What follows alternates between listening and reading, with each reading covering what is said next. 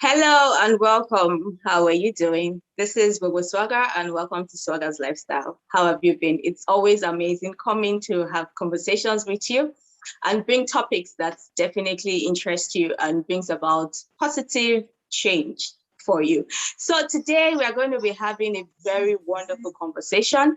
And this conversation is centered around a lot of people that are planning on relocating. So in this side of the divide, we call it JAPA because everybody is looking to JAPA, that is to run away from the country. But for wherever you're actually listening from, you might decide to say, I want to relocate for greener pastures, or maybe study, maybe investment wise, or maybe you feel that you want to retire in another country, say the US. So today's topic is all you need to know about US investment visa programs. And today we're talking about the EB5 visa. So we sat down and we started thinking that who can we have this conversation with? And we went far and wide and we got someone from the Global African Business Association. They're called GABA. So we have with us here the co-founder, president, and CEO of GABA, Honorable Akindele Akinyemi. So what is GABA? Now, GABA is the Global African Business Association is a business support network whose mission is to link and develop businesses through global trade, investment, and education between sub-Saharan Africa and local urban communities within the United States. Their platform strongly revolves around business, government, and technology. And today we're talking about investment, and investment is business. So we are so glad that we have Honorable Akindele Akinyemi here to have this conversation with us. You are welcome to the show, sir. Thank you very much for having me. Thank you so much. So I just gave like a brief overview about GABA. So just tell us what GABA is all about. GABA is all about action. It's about movement and it's about empowerment. That's what the Global African Business Association is all about. We've been around 8 years. We started in a very small town called Inkster, Michigan. That's if your viewers in Nigeria know where Detroit, Michigan is, home of the automobile.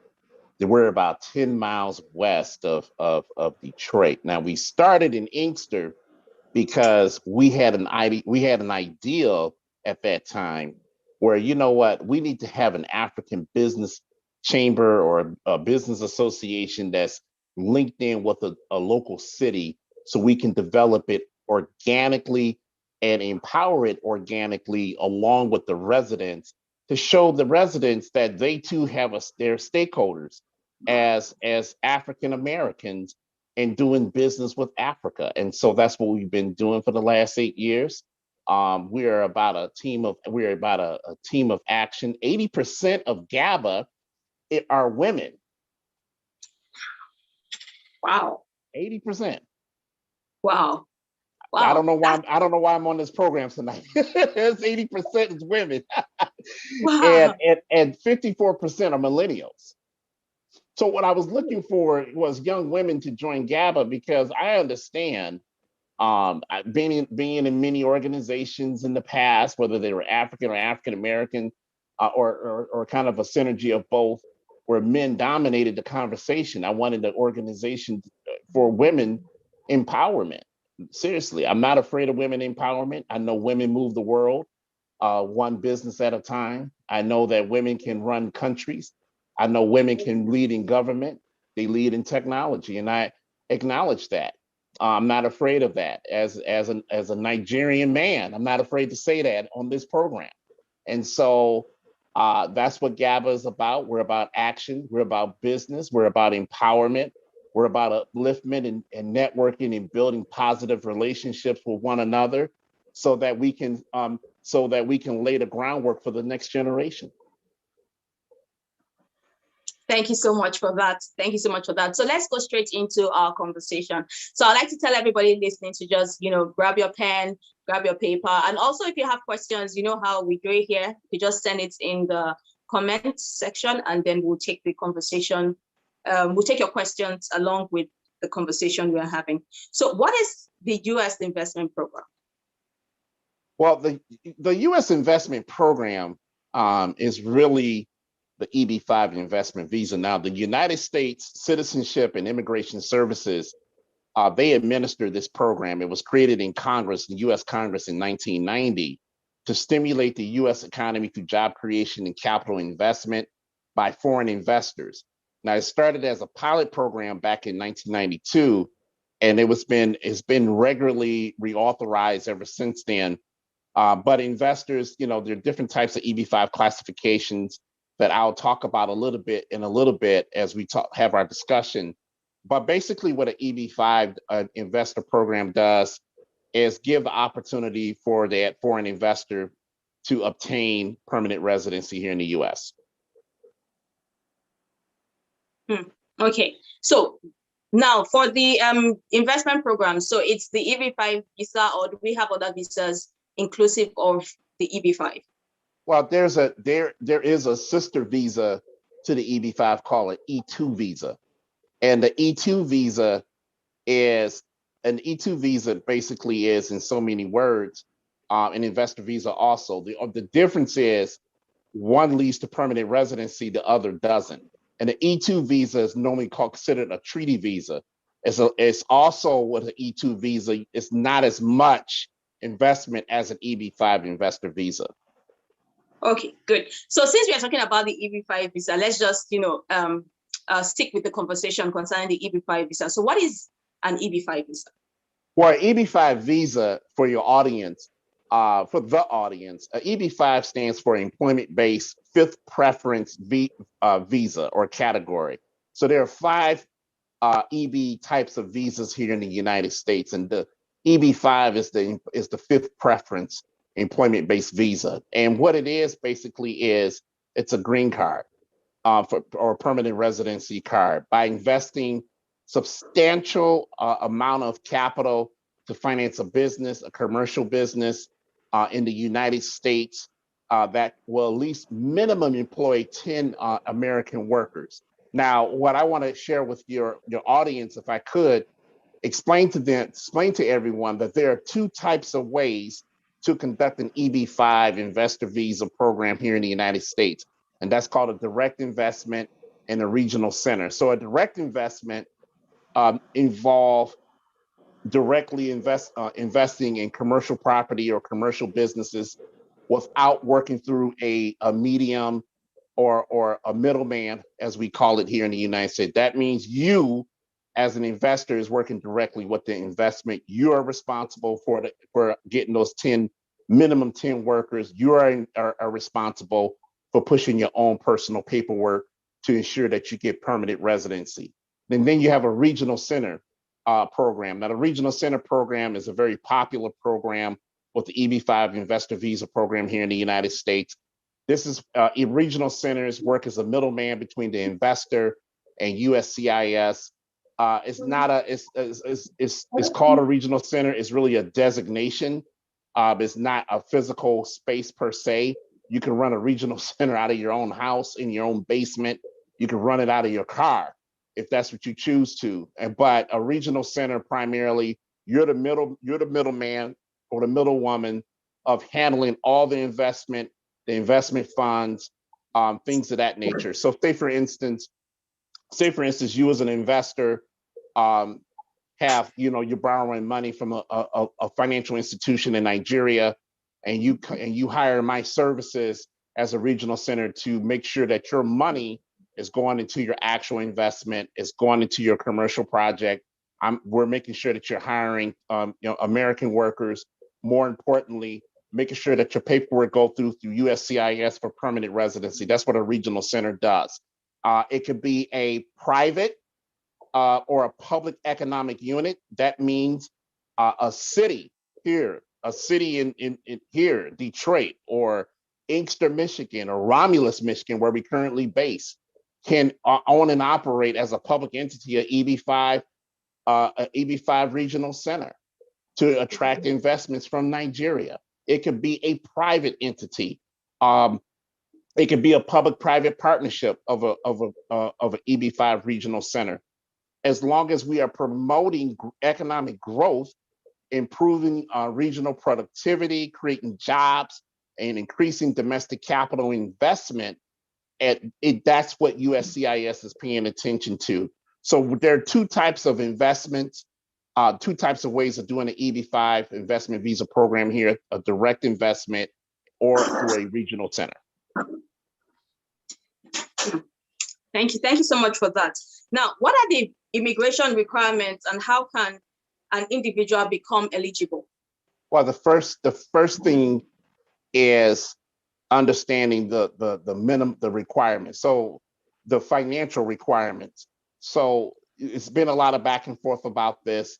I originally it was $1 million for a standard EB5 project. That's in a non-high unemployment area, what they call a TEA, a targeted employment area. If it's in a TEA or high unemployment area, that investment minimum is $500,000. Now, under the previous administration, which was the Trump administration, they moved that number up to $1.8 million in a non-TEA environment, and I think $900,000 for a TEA environment. However, that was struck down by a judge, and those amounts have gone back to their original source, which is $1,500,000. Now, let me explain this. This is very important. What I'm about to say next. Let's say, for instance, you are working on a commercial project of building a housing unit in a city like Inkster, in a city like Romulus, Detroit, or Omaha, Nebraska, in a high unemployment area, and you have it's a $500,000 investment. Let's just use that number for right now. And you want to utilize a regional center. Well, the regional center is going to invest in those funds. And guess what? You can have multiple investors in that $500,000 project. It's not one person.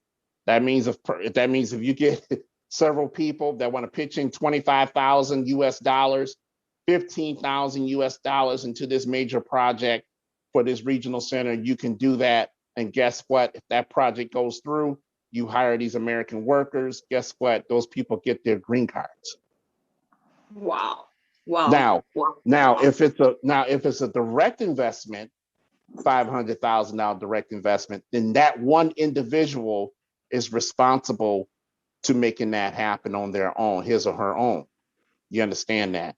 If a lot of folks like to do the regional center because it's more flexible in terms of direct and indirect jobs and investment to expedite the process.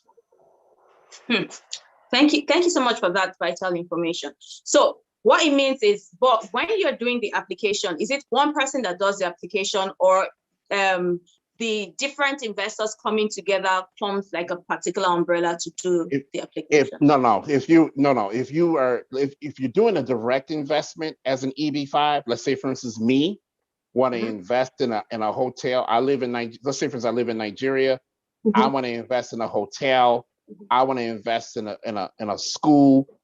That investment comes through me. I'm responsible for filling out my application. However, the smart thing to do is to always get an immigration attorney to go over it with you, an immigration attorney that is a seasoned EB5 immigration attorney. I have to stress that because all immigration attorneys don't understand this type of work. But if it's a group going through a regional center, let's say, for instance, you have a group in Lagos and you got a group of women investors, that'd be dope. That'd be hot. If you find some Nigerian women investors that want to invest here, I'm putting that bug out there for the audience. Get some Nigerian women investors that want to invest here in the United States for a hotel or a school or a shopping mall, right? And what happens is, and you go through a regional center, let's say, for instance, I own a regional center, you're going to come to me, those investors come to me, I put their money in escrow, I charge an administrative fee, right? Maybe $75,000, $80,000 to process this information, making sure the immigration attorney is looking over the work, making sure that the bank is looking all over the work, and to process your information to make this work. You don't do anything when you have a regional center involved other than to make sure that we're doing our job. Thank you for that clarification. Now, what are the EB5 investment options and job creation guidelines? One of the central requirements of the EB5 program is that, again, each investor must create or produce minimum of 10 US jobs, American jobs. Qualifying employees can be US citizens, US permanent residents, people who are here on asylum, non-immigrants with temporary work visas, that kind of thing. That's one. Another thing is you have to be aware of the important differences between the way jobs are counted in a direct EB5 investment as compared to a regional center. Also, direct investments in new commercial enterprises, understanding that those full-time positions must be direct employees of the new commercial enterprise. So that means that the new commercial enterprise itself must be the employer of those 10 qualified employers that you want to hire for your particular project. And so those are some key things. Other thing is investors in a regional center are subject to all the same program requirements, except that they may rely on indirect job creation for about 90% of those jobs that are created. That means that jobs held outside the new commercial enterprise, but can be created as a result of those other enterprises that still may be counted based on USCIS requirements. And so, for example, when you're looking at indirect jobs, this is like jobs that include employees of equipment manufacturers and service providers of that new enterprise, that kind of thing. So those are a few things that USCIS look for in their business plan. Oh, by the way, we'll talk a little bit about that down in this conversation about business planning and things of that nature, of why you need a good business plan for projects, for EB5 projects. Okay, so you mentioned earlier where you said you must employ 10 American citizens. So must they be American citizens, or can they just be people working or living in America, probably students and all of that, or must they be American citizens? Well, again, you can have US citizens, permanent residents. They could be refugees or in asylum status. Those who have temporary work visas. But the investors' family members are not going to be considered as qualified employees for the purpose of this particular requirement. I just want to make that clear. Thank you for that.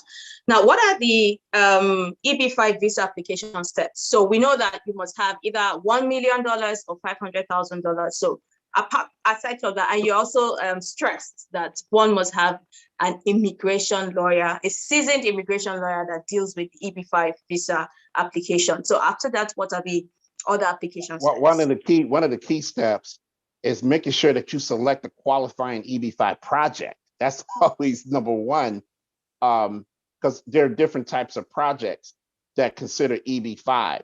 For example, a qualifying EB5 project will be something like building a hotel, like a Marriott or a Hilton. That's an EB5 project. Building roads is building roads in a major thoroughfare is or infrastructure projects, like putting sewer pipes in a particular area. Those are they can be considered EB5 projects. So you want to select a qualifying EB5 project. Then the other thing you want to do is make an investment and file your EB5 petition. So the applicant at that point will have his or her EB5 immigration attorney to file your EB5 petition, which is called here in the United States, is called a Form I-526, okay, with the USCIS. The I-526 petition proves that the applicant has invested, right, or is in the process of investing the required capital that they may meet the EB5 requirements. Some of that, part of that recommendation is you got to be able to, that investor has to be able to show that their invested capital was acquired lawfully. That means you didn't steal the money was practice some level of corruption. And you have to have a business plan that may be credible. That has to be credible in the eyes of USCIS and must meet what is called a matter of whole requirements. This is what your attorney will understand when you're doing a business plan.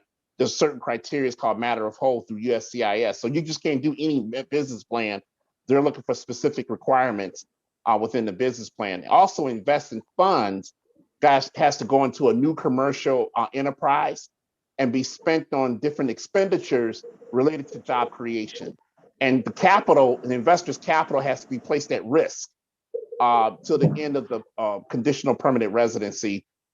So in other words, basically, you may gain your money on a return on investment, you may lose it, but we have to understand that. So those are some of the key things. And then the other thing is, the other step is your conditional permanent residency. When you get approved for that, they call it a conditional permanent residency. That's good for 2 years. That means your project is moving forward.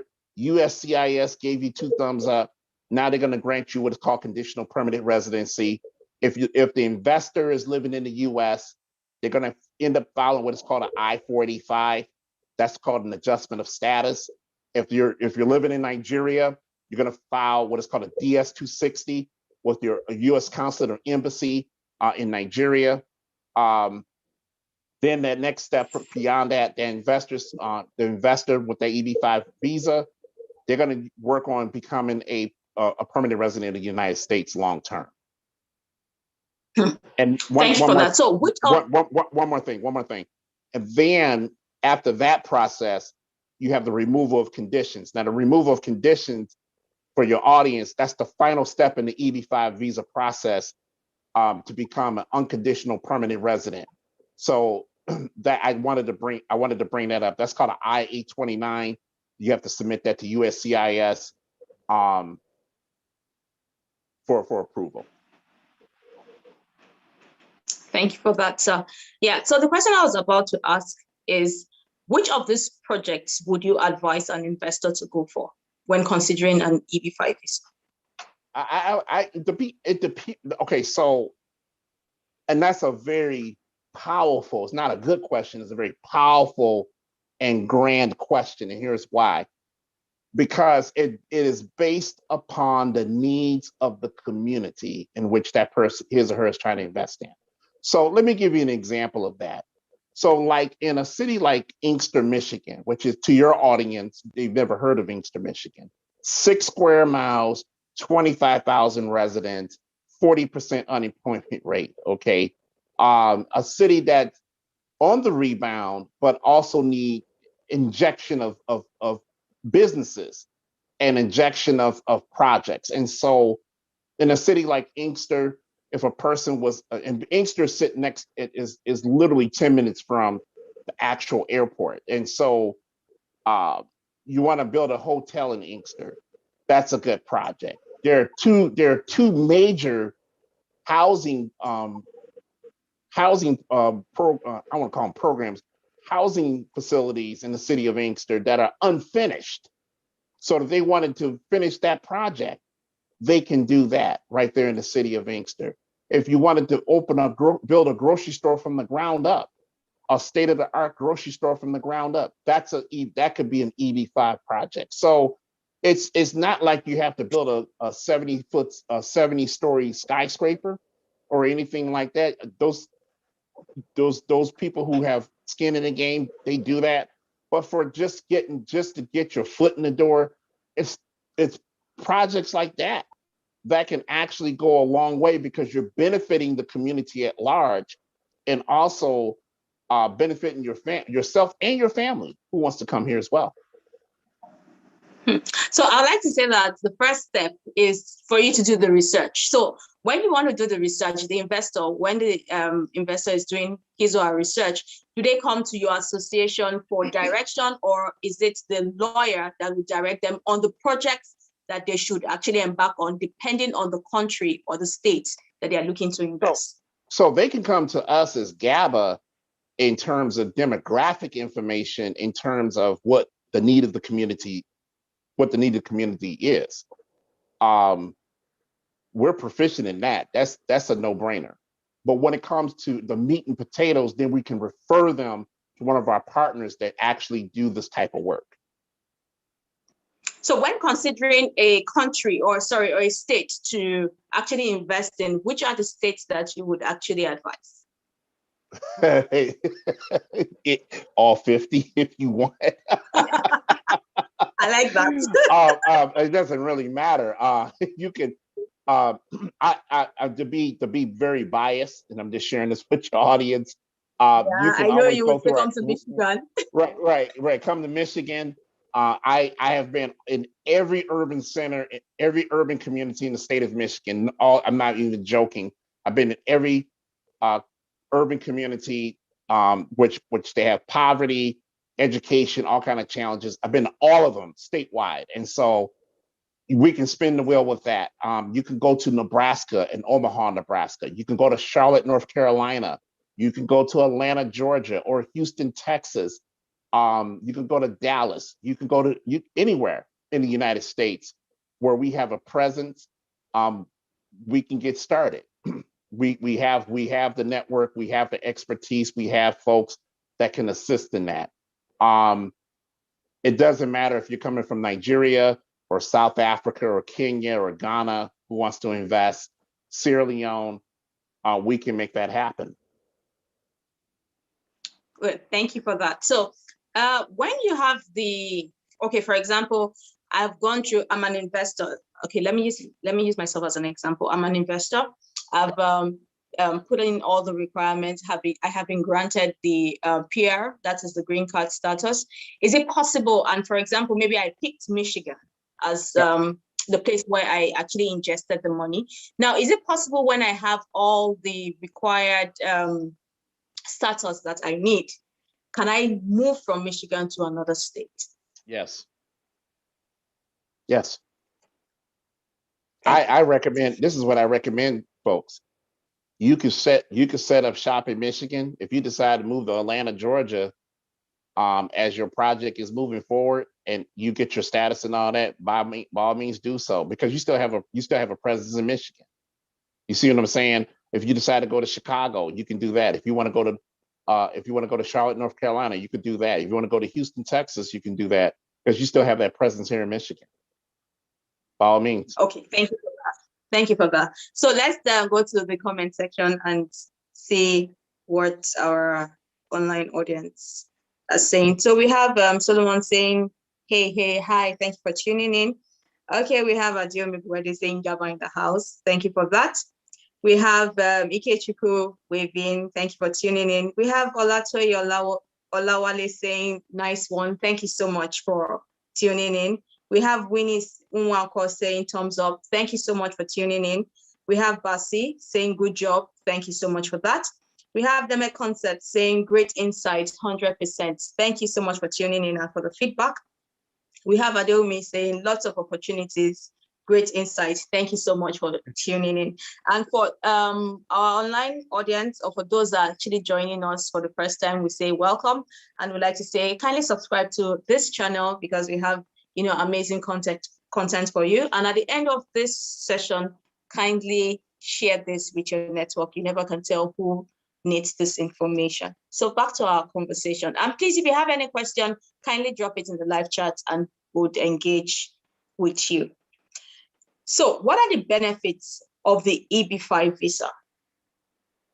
The benefits, for example, one good benefit, and I share this with everybody, EB5 investor visa allows your children of foreign investors to enroll in school here in the United States with access to the same education and higher education that other U.S. citizens enjoy. That includes access to public and private and schools, high schools, colleges, graduate community colleges, trade schools, graduate schools, including medical or law school. After their education is completed, children have the same access to professional opportunities as any other student in the United States. Also with the EB5 investor visa, a key benefit is economic growth.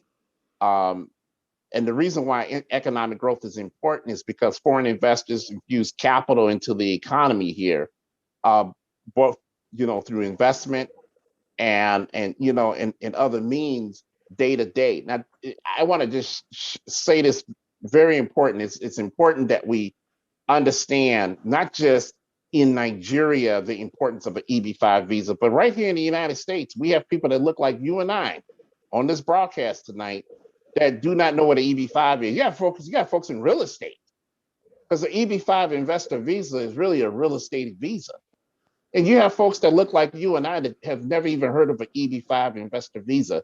And some folks been in real estate over 20 years have never even heard of this visa. So the education that we provide is very essential, because it can be life-changing if done correctly. Thank you for that. So how about taxes? Do they pay the same tax, or is there like a tax holiday, or do they pay less taxes? No, they're going to pay taxes like anybody else. Period. No rebate on the taxes? No. Okay. So how long does the process take? Oh wow. The process normally takes, it depends on, now that's a good question. It depends on what country you come from. So here's an example. If you're coming from China, the process could take up to 8 years. If you're coming from India, the process can take up to 8 years. If you're coming from Vietnam, the process could take up to 8 years because they have a backlog. Okay. But if you're coming from Nigeria, it may take 18 months because there's less demand from Nigeria and Africa than Asia. That's why the Chinese started going to Brazil to use their process, because there's less time. See that? See, only 10,000. See, you have to understand, only 10,000 EB-5 visas are administered through USCIS annually. So if the Chinese is dominating, there's a backlog. But Nigerians, on the other hand, Nigerians can come in here and invest in whole communities right now with housing, with schools, the whole gambit, and move right under the radar in permanent residency with this program. Thank you for this key and vital information. No problem. Okay, so are there restrictions on the type of businesses in which the investment must be made? Yes, there's you have to it has to be a commercial project. And so and every EB-5 expert I've spoken to in the last 8 years, they always tell me that it has to be a commercial project, schools, infrastructure projects like putting sewers and building roads, and housing, hotels, apartment buildings, skyscrapers, advanced manufacturing facilities. That's what USCIS is looking for with EB-5 projects. You can't use an EB-5 project to fund your coding program in a facility. You can't use that. That's not how you use an EB-5. What you can do with an EB-5 is use funding to build the infrastructure, like a building from the ground up, to house a coding or cybersecurity program. If you wanted to use an EB-5 funds to build infrastructure to expand your manufacturing from Nigeria here to the United States, you can do that. But you can't use it for soft programs like academic programs or anything like that. It has to be strictly commercial. Thank you for that. And you said it earlier, it has to be strictly real estate. So anything construction, anything. Right. Okay, good. Now, apart from the money and apart from the business plan, what other documents should one be preparing for concerning the EB-5 visa?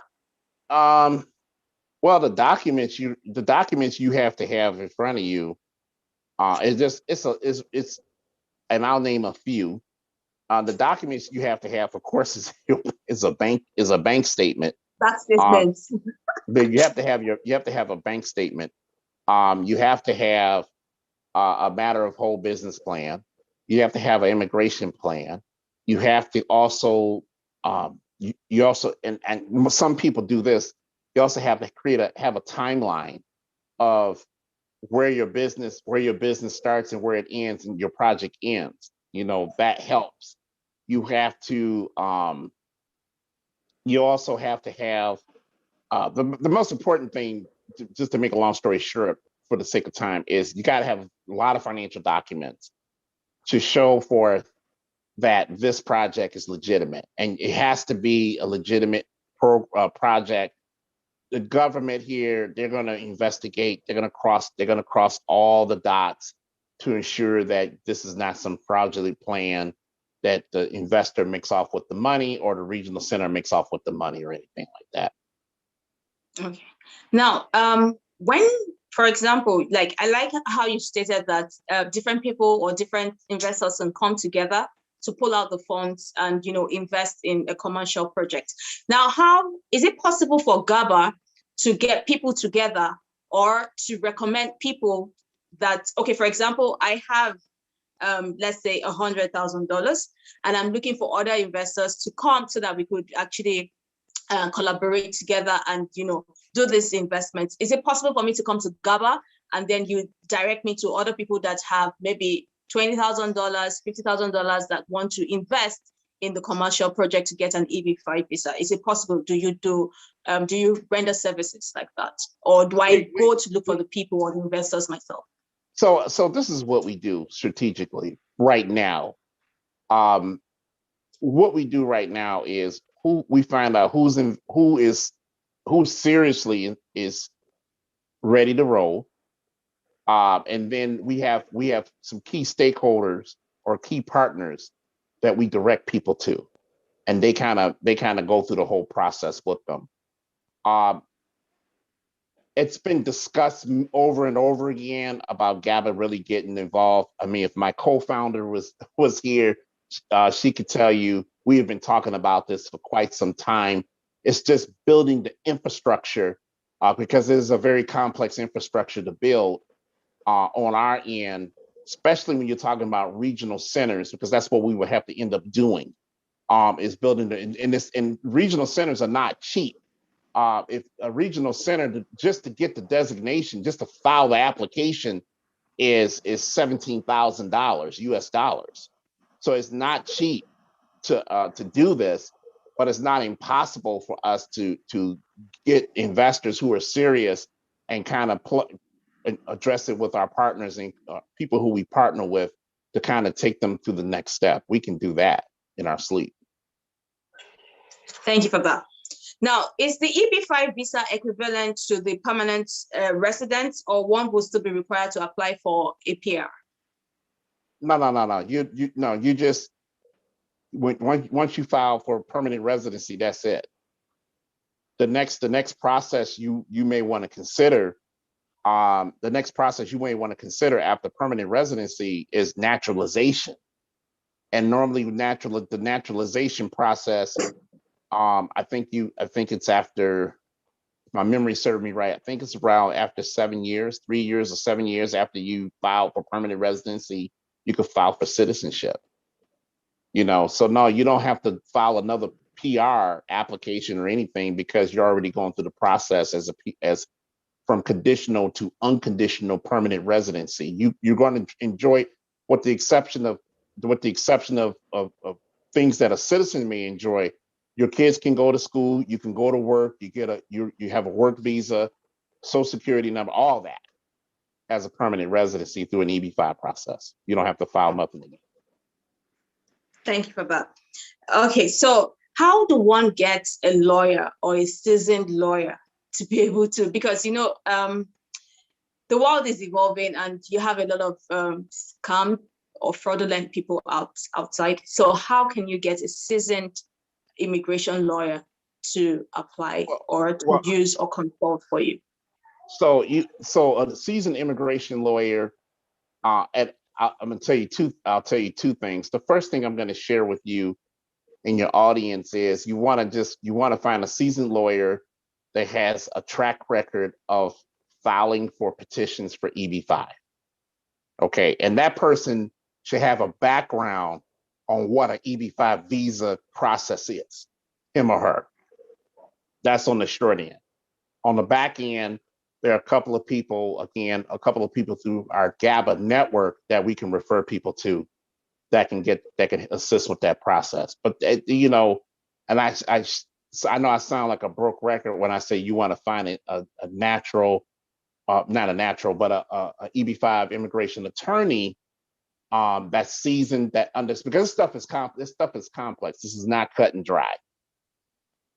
You know, that's why I'm very grateful that we're having this conversation, because it's not cut and dry trying to get a green card. There's a lot of technical detail that you have to adhere to in order to be successful at this.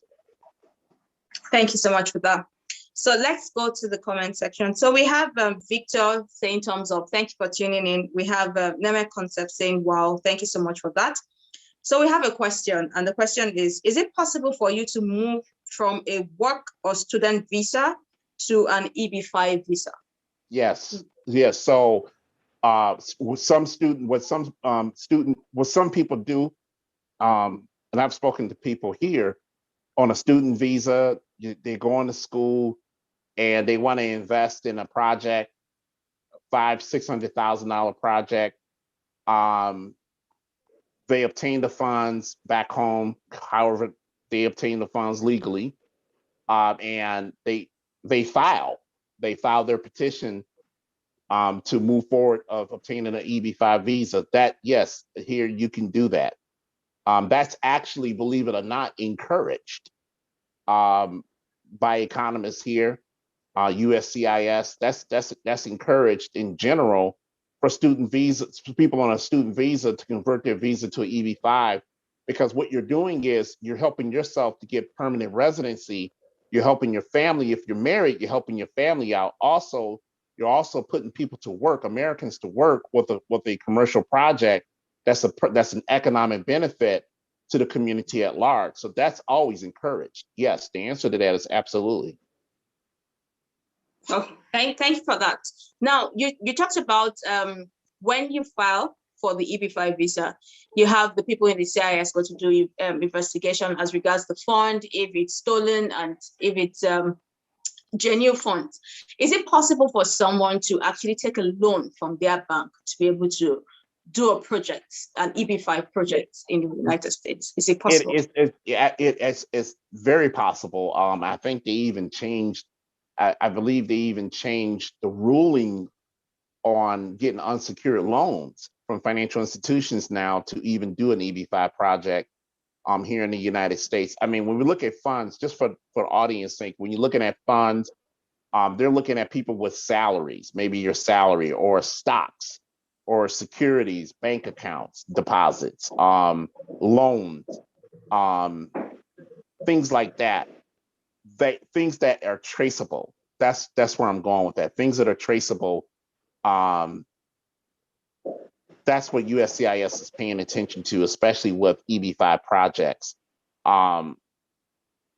Most people I've talked to over the years, they use a loan for an EB-5 investment. It comes from a financial institution back home.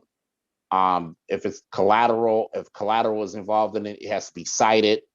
But again, yes, absolutely, you can use a loan. Most people do that. Thank you. Now, is it possible, like during the application, is it possible for the US government to disapprove the application? Is it possible? Oh yeah, this is a lot of applications get rejected. If your stuff gets rejected through a regional center, then most of the time the regional center gives that investor back their money. If it's a direct investment, it's kind of a mixed bag. Sometimes you get your money back, sometimes you don't. That's why people don't like direct investment. Even though you may have greater control on the direction of your project, it's more time consuming as opposed to going through a regional center process. Because if I don't get approved, well, if I don't get approved with my petition, that regional center has to refund my money. That's true. Okay, so Solomon, hope you got the answer to your question. And then we have Olakweju waving. Hi, thank you for tuning in. It's nice to have you here on the show today. Now, what is the difference between the EB5 visa and other employment-based visa like the EB2 and the EB3? So let's go down the list. Let's go down the list for the audience.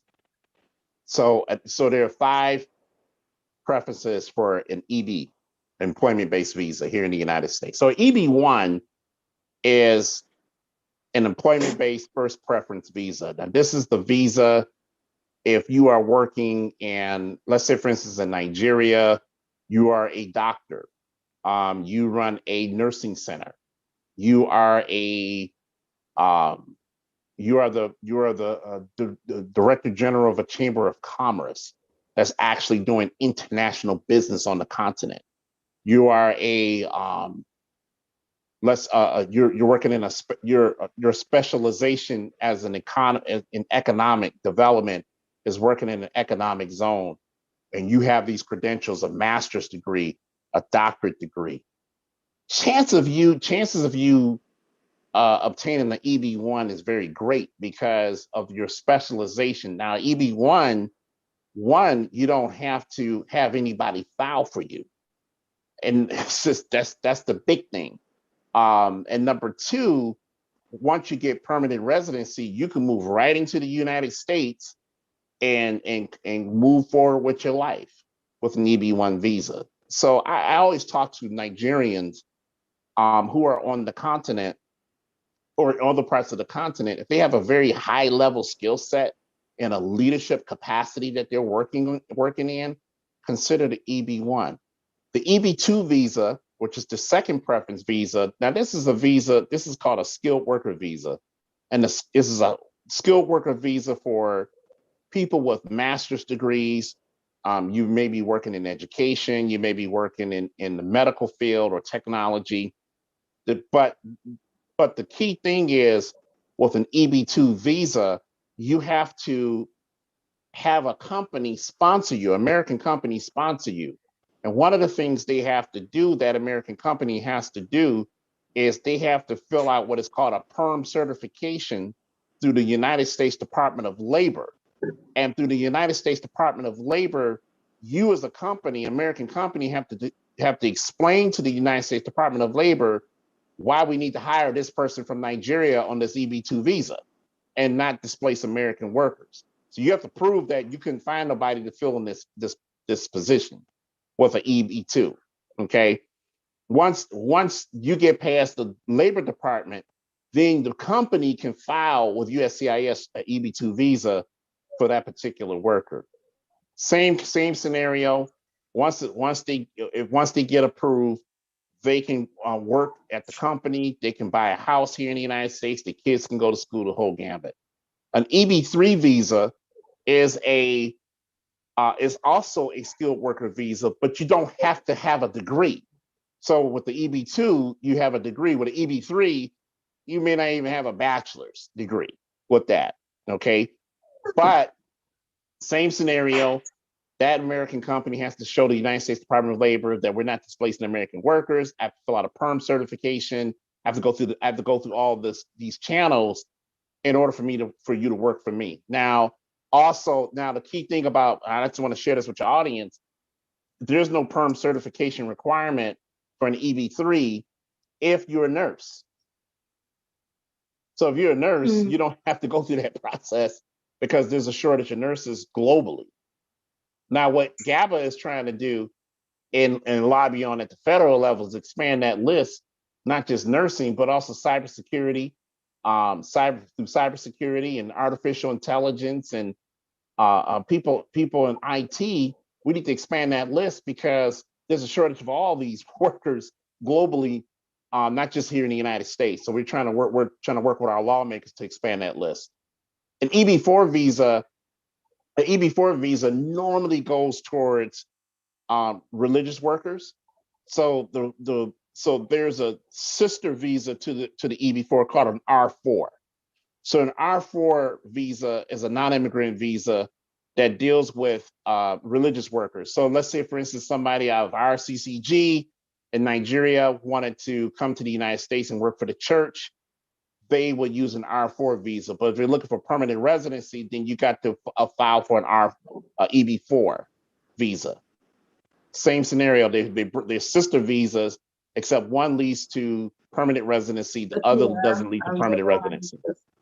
And then the fifth preference that we've been talking about is the EB5 visa. That's your investor visa, where you have to have all this wonderful money in order to move you and your family here in the United States. So that's the difference. Thank you so much. That's very detailed. Now we have another question. Do you have to pay for the project first before applying for the visa? If so, what is the success rate of getting the visa? And lastly, would there be a refund of money paid into the project? Well, if you go through if you're doing a regional center, you're going to pay the regional center. The money, your money is going to go in escrow. You're paying and what I mean by that, your money going to kind of an account through a bank, and what you're doing is you're actually paying the administrative fee for that regional center. That means this group of experts that you've hired to do the work on your behalf. So they're the ones that are going to actually get the project moving on your behalf. All you got to do is make sure that your project is moving forward. Nobody's taking your money. Okay. Now, so they're responsible for that. If your application is rejected, that regional center most likely is going to give you back your money because your petition was rejected for whatever reason. It made it, and I'm gonna be honest with you, your petition can be rejected because your business plan was not matter of whole. There are certain requirements in your business plan that's missing. That can easily they can easily toss your petition out and deny you. The success rate, it depends. Your success rate of getting your petition approved, it depends on the project. If it depends on the project, and it depends on people following basic directions on applying for this EB5 visa. Period, point blank. That's the best way that I can answer that question. Okay, so I would like to ask a question within this question. Now, for example, I want to go for the $500,000 investment investor visa option. And I pick a project. Now, when I put in the money, do I have to pay the whole 500 at once, or is it according to milestones of the project? Normally it's milestones of the project. It's people do it milestones of the project. They don't, unless you wealthy like that and you just put up the money like that. it's different milestones of the project. Okay, so yeah. Yeah, the key thing is for folks, and $500,000 is the minimum requirement. It's always more, to be honest with you. That's why you have more investors engaged in this kind of project. The key thing is, can you produce those American workers? They really pay attention to that. That's very, very important. Okay, so at what point do I travel to the US? Is it when I drop the first installment that I apply for the visa, or is it until after my application is granted before I get the visa? So at what point do I move to the US when I start that journey? Normally people travel to the US if you're not living here. They normally travel to the US when that permanent residency process go through. But me personally, I encourage investors. I've talked to investors in the past who wanted to do these kind of things with EB5. I always tell them to get here before you even get permanent residency, because you need to understand first you need to understand the community. That's the main thing.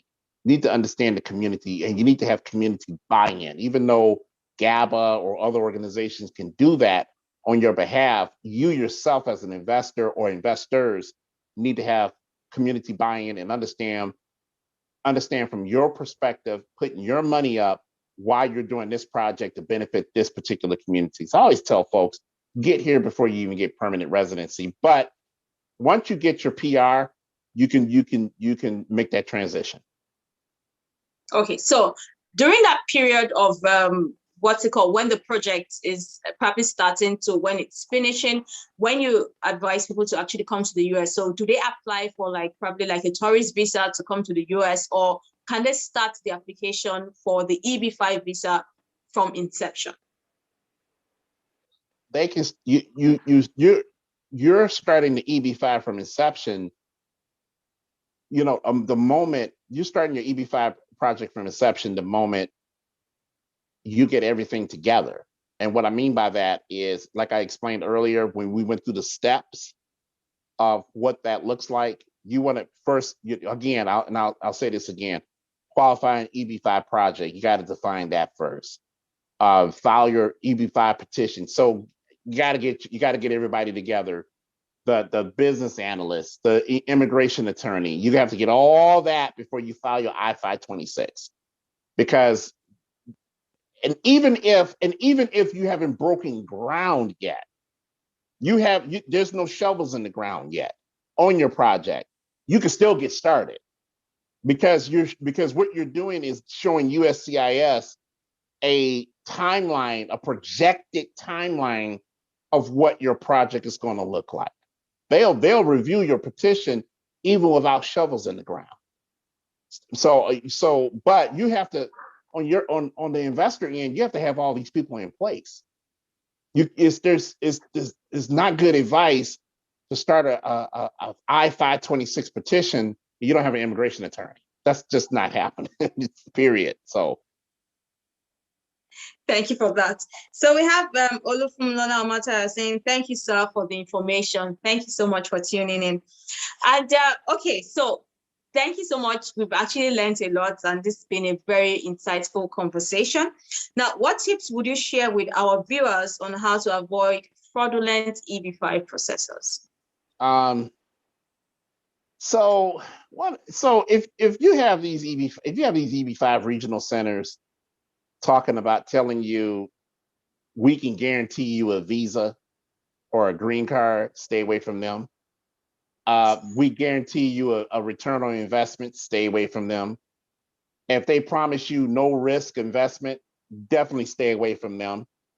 If they promise you unregistered investments or unlicensed sellers, stay away from them. If you find a company, a regional center that's ran by a lot of people, stay away from them. If you sit up here and they tell you we give consistent returns on investments, or agencies that promote a business before USCIS has designated it as a regional center, stay away from all that. They're fraudulent. Period. Thank you so much, sir, for that. Thank you so much, sir, for that. Now, how can investors contact GABA? You're going to contact GABA at 1-734-221-0125. Let me say it one more time. 1-734. Call that one first. That's the get out of the country stuff. 1-734-221-0125. Or email GABA at info@gabanetwork.com. That's info@GABA, GABANETWORK.com. Answer your questions, or email your questions. If there's some questions that we can answer on our end, that's great. If it's answers that questions that we can't answer, we got some wonderful people that we can refer you to that will answer those questions and get you started. Thank you so much for that. So what we will do is at the end of this live session, we'll actually put all that information in the description box, so you could actually get access to the information and definitely contact GABA. And I would like to say you're actually in safe hands when you contact them for whatever information you will need as regards traveling to the US, relocating to the US, or doing business in the US. It's been a wonderful time, sir. I've actually learned a lot. So we have Sweet also saying, thank you very much for the information. Thank you so much. So to our new subscribers, I'd like to say welcome. And for everybody that are actually tuning today for the first time, welcome. This is an amazing community. We talk about lifestyle. And also just, hit on the subscribe button and also share this broadcast and every other content you watch on this channel with people in your community and in your network. In conclusion, sir, what would you like to say? And one last thing. First of all, thank you for having me on. We need to have more conversations about additional visas, E2, E1, L1A visas. We'll talk more about that when you invite me back on the program. Hey, I just want to end with this. Let's everybody go to GABAnetwork.com. That's GABANETWORK.com. Go to GABAnetwork.com. Learn about the Global African Business Association. We are about linking the wealth between the continent of Africa and the United States. Thank you for having me. Fantastic. Thank you so much. And most deaf, we're actually bringing you back to the channel to talk about every other form of, investment, and also how people could actually tap into what GABA is doing, both in the diaspora and also in the United States. Thank you so much. So to everybody, I'd like to say thank you so much for tuning in. I have Ayo saying very informative session. Thank you so much. Thank you, sir, for honoring our invite and coming on the show. I definitely learned a lot, and definitely we are actually going towards getting the investment visa. All right. Very, very. So till I come your way next time, this is Gbogbo Swagger, and this is Swagger's Lifestyle. Take care of yourself, and also start putting your money together to be able to get into the United States without fear of being deported or ICE looking for you. Bye, and take care. Good evening. Bye.